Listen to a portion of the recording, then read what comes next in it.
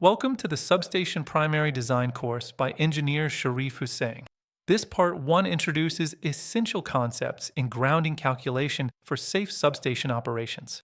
This course focuses on grounding calculation, a critical aspect of substation design that ensures safety by minimizing hazardous voltages during fault conditions in electrical substations.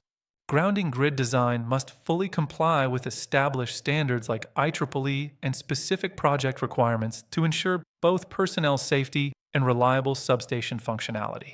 A ground grid is a system of interconnected ground electrodes arranged in a pattern buried below the Earth's surface within a specified area to effectively dissipate fault currents.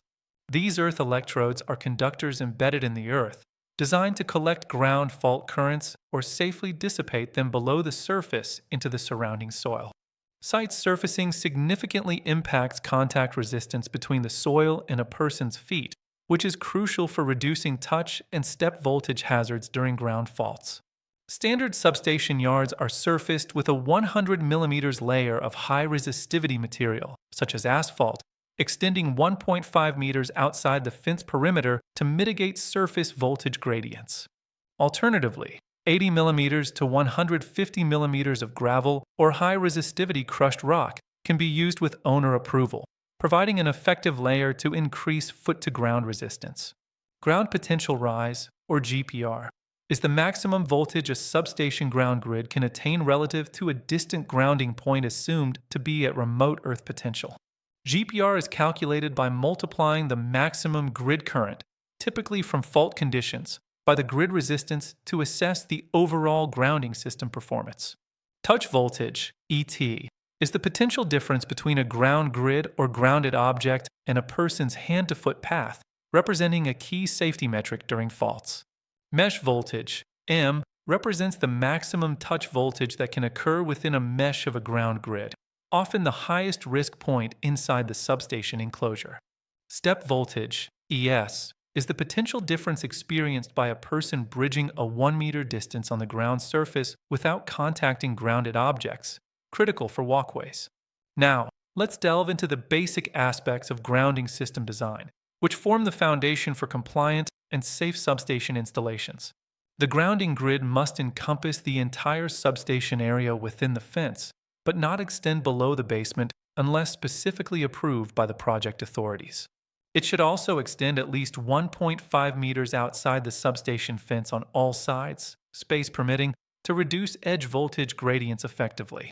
A perimeter grid conductor should surround substation buildings at a distance of 0.5 to 1.5 meters to protect structures and lower local potentials. The grounding grid is typically buried at a depth ranging from 0.5 to 1.5 meters below the final ground grade, excluding any asphalt or crushed rock covering. Grid spacing is halved around the perimeter to reduce periphery voltage gradients, enhancing safety near the substation boundaries. Corner meshes may be subdivided into quarter areas to mitigate higher mesh voltages at these locations, where potentials tend to peak. Ground rods are essential components of the grounding system, providing deep earth connections to lower overall resistance. They must have a minimum diameter of 16 millimeters to ensure mechanical strength and effective current carrying capacity in soil. The standard length for ground rods ranges from 3.0 to 3.6 meters, allowing sufficient penetration into lower resistivity soil layers.